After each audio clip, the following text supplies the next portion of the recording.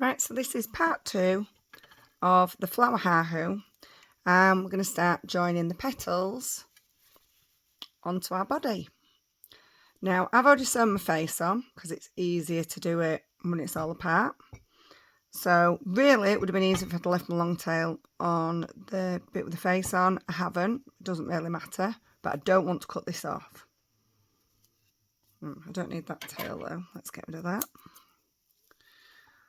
So first job, we need to separate this into quarters because we've got 8 petals. So let's fold it in half as accurately as we can. And just put, this is where stitch markers really do come in handy. So now I'm going to match those up. And basically what we're going to do is every hole, every section will have a large and a small petal in there.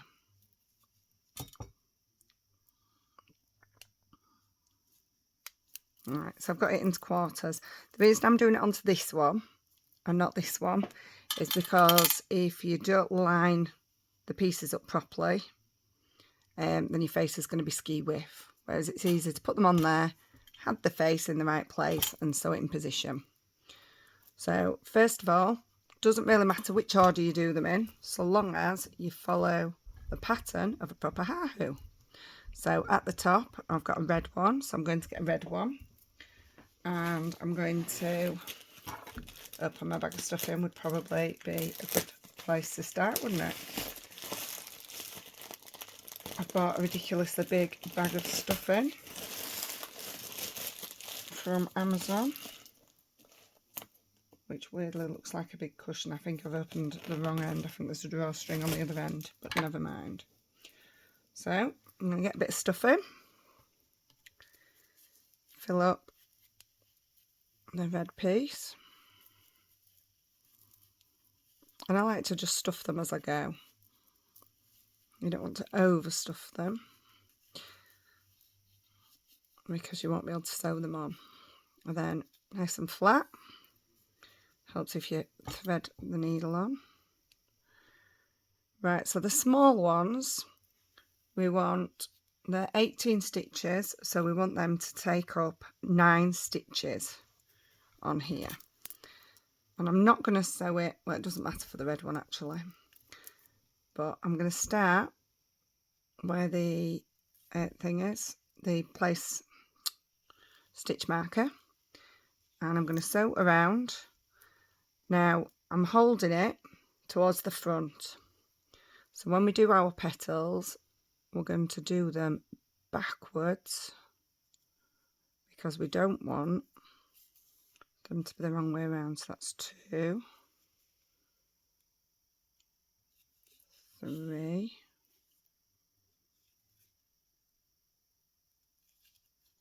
4.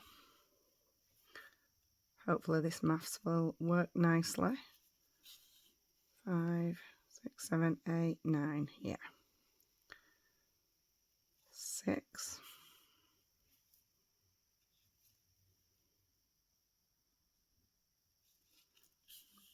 7. 8. 9. I'm going to do an extra stitch in that last one, and then just run it through and sew it through the stitches underneath and backwards the other way through the next row, so that hopefully you can't see it. So what I'm going to do to show you which order the colours want to be in, I'm going to turn this over because this is the back and we want to sew them around the back. So my next one is going to be my green one. As you can see, I've used a different green. I've also slightly adjusted the pattern because on this one we've got little gaps. So I've adjusted the pattern so that there won't be, sorry I'm threading my needle, there won't be a gap between them so much. I've not sewn that one in, look. Just thread that through there.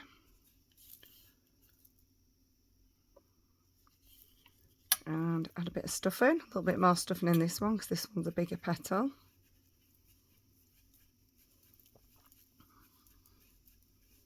Again, you don't want to overstuff them because we need to sew them on flat. So red to green, because it's the back that's facing, and I'm going to go through the same stitch as the red one did. So the larger ones, we've got down to 20 stitches, which means I'm going to go through that same hole again. Keep that orange out the way. So we want 10 this time. Oh, is that the next one? Yeah. That's 2.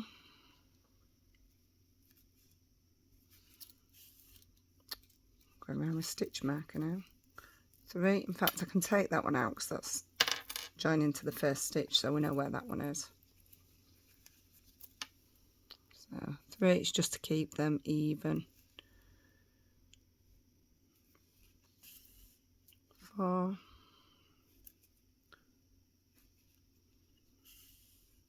5. 6. 7. 8.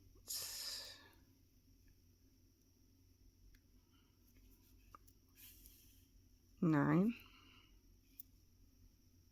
10. Oops, I'm going to take that one off now, we don't need that one. So then, exactly the same, I'm going to sew it through and through some of the stitches, and then back the other way through some of the stitches. I always like to go back the other way, especially when it's something for a child, just to make sure those ends are extra secure. So that's our first 2, and you can see that really has closed the gap that we had there. Right, so next would be the small blue one. So in this gap, we want the small blue one and the large red one. Then small yellow, large brown, just like this. So when you've sewn all those on, come back for the next bit. Okay, so I have finished sewing, I'm looking at the wrong side there, finished sewing the petals on. And as you can see, I haven't got the gaps this time. So I'm going to turn it right side. And we can see that the small red petal goes at the top in the middle. So we're going to line the face up with that. And I'm going to get the thread. It doesn't matter where it comes out, that's where we're going to start sewing. So I might just put a pin in there. You have to excuse this knot. There was annoyingly a knot in the thread, so I'm just going to make sure that is central. Just double check. Are we happy with that? Yep. So what we're going to do is wherever the thread comes out, which is here, I've got a bit of fluff there, take it to the top of the stitch, and what we're going to do is we're just going to go loop and go down and up the next stitch. And I'm going to repeat this all the way around, so I'll show you again. So through the next 2, down and up through the next one, pulling it nice and tight. So through the next 2, through the hole where you've just come up, and up the next one. So through there and through there. I've tried all different ways of doing this, and I've found this is by far the easiest way to do it, especially once the petals are stuffed. So through those 2, or under the 2 loops and along the next one, and we get that lovely neat join. So I'm going to continue doing that all the way round, and so long as you've accurately made your circles, they both have the same number of stitches, so it should match up all the way around. So just continue, I'll show you again. So under the 2 loops of the next stitch, back down where you've come up and up through the next one. So continue that until we get around here, so I've got enough room to stuff it. So I left my gap and I've just started stuffing. So I'm going to stuff this quite full.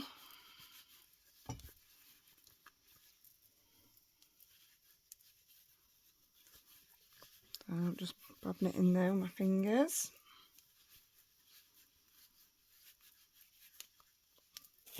I do like to use a big pair of tweezers to stuff with, as you might see if you watch my other videos when we've got little awkward bits to get into. Right, okay, so now it's the job of trying to hold the stuffing out of the way. So I've done that one, so on to the next one. This is the hardest bit probably, because you don't want to get the stuffing caught in your stitches, because then it looks messy.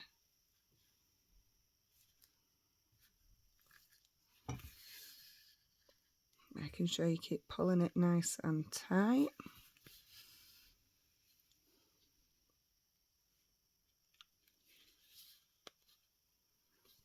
It's harder to do now that all the bits are stuffed, because it's not as flexible.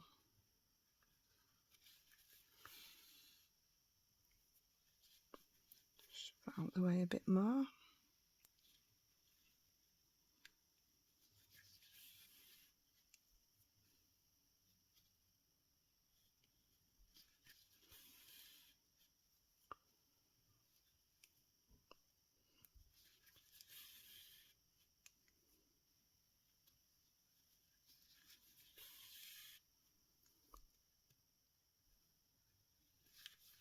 Okay, just a couple more stitches. Almost there. I hope you can't hear my tummy. Making some funny gurgling noises. And that should be the last one. There we go. My eyes are slightly off centre. Now I would normally sew the petals on first and then sew the eyes and mouth into position. I was just trying to make it easier to do the video over a shorter length of time. Had the face prepared. Oop. There we go, and then back through for that extra security.